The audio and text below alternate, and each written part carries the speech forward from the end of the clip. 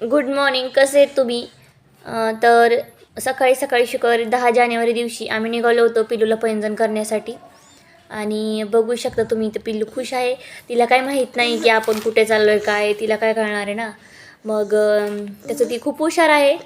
इकडे बघा आता आम्ही आलेलो ओसवालमध्ये, ज्वेलरीच्या दुकानामध्ये आलेलो आम्ही.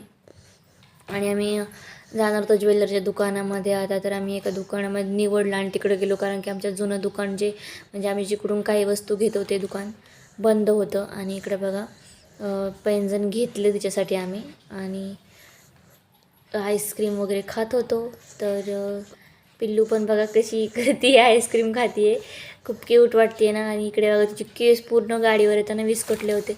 आणि ते घरी आलो, भरपूर दमलो होतो. आणि पिल्लू पण झोपली, येताच घरी झोपली ती. नंतर मी तिला पैंजण घालून पाहिले, कारण की झोपली तोपर्यंत ती व्यवस्थित घालून देते.